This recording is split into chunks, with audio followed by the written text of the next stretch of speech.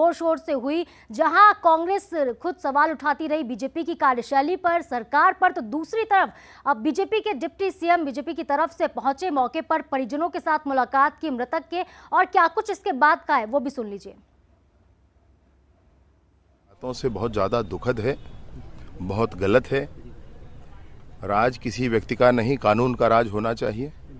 और जो कानून नहीं माने हैं, जिन्होंने गलत किया है, उनको सजा तक पहुंचाने का काम जरूर किया जाएगा। तो देखिए, जिस हत्याकांड का खुलासा पुलिस ने किया है, आखिरकार पूरा मामला क्या है, इसको समझना बहुत जरूरी हो जाता है। तो चलिए आपको समझाते हैं कि आखिरकार तस्वीर कहां से शुरू होती है, पूरा मामला कहां से शुरू होता है। तो देखिए, असीम राय को दिन दहाड़े गोली मार दी जाती है। पूरा विवाद था नगर पंचायत के अध्यक्ष के पद को लेकर। असीम राय वो शख्स थे जिन्होंने नगर पंचायत अध्यक्ष बप्पा गांगुली के खिलाफ अविश्वास प्रस्ताव पेश कर दिया था। अविश्वास प्रस्ताव असीम राय ने पेश किया, जिस पर 15 जनवरी को मतदान होना था, चर्चा होनी थी, यानी कि जो सरकार थी बप्पा गांगुली की, नगर सरकार गिर सकती थी।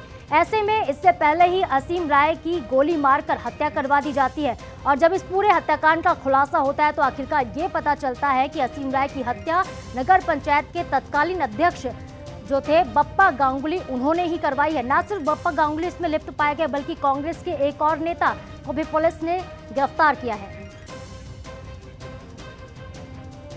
और चलिए इस खबर पर ज्यादा अपडेट लेते हैं। हमारे संवाददाता रजत बाजपेयी हमारे साथ लाइव जुड़ रहे हैं। रजत, एक पूरे हत्याकांड का देखिए खुलासा हुआ है।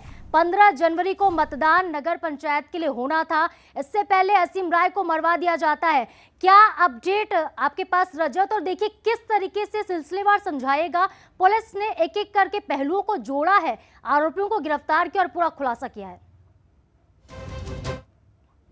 के बाद जो 3 मेजर चीज निकल के आई है, नंबर 1, ये पूरा मामला जो है वो सुपारी किलिंग से जुड़ा हुआ है। नंबर 2, 7 लाख रुपए के लेन देन का भी पुलिस ने खुलासा किया है। और इसके अलावा जो 12 आरोपी अरेस्ट किए गए हैं, उनमें से 2 लोग जो है वो सीधे तौर पर कांग्रेस से जुड़े हुए हैं। इसके मायने ये कि कांग्रेस के नेताओं की शह पर इस पूरे घटनाक्रम को अंजाम दिया गया था, जिसके बाद जो सुपारी किलर था उसने दिन दहाड़े भाजपा नेता की गोली मारकर हत्या कर दी गई थी। मेजर चीजें ये हैं कि ये कल्चर जो है वो छत्तीसगढ़ का नहीं है, बस्तर का नहीं है। ऐसे में जो भाजपा के नेता हैं, उनका गुस्सा जो है वो उफान पर रहना स्वाभाविक है।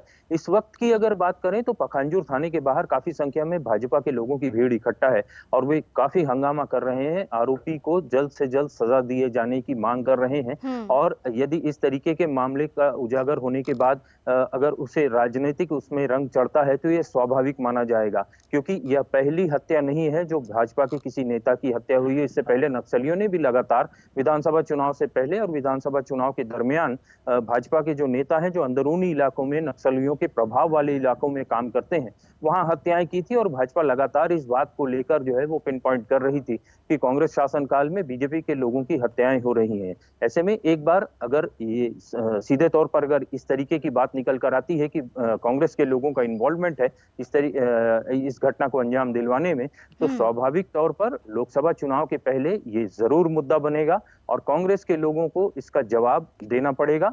फिलहाल की अगर बात करें तो गृह मंत्री जो है उन्होंने कलेक्टर और एसपी से इस पूरे मसले पर लंबी चर्चा की है और उन्होंने दिशा निर्देश दिए हैं जिसके मुताबिक आगे की कार्रवाई की जाएगी। वे रायपुर लौट गए हैं, लेकिन कार्यकर्ताओं का गुस्सा जो है अभी ठंडा नहीं पड़ा है। साधना जी।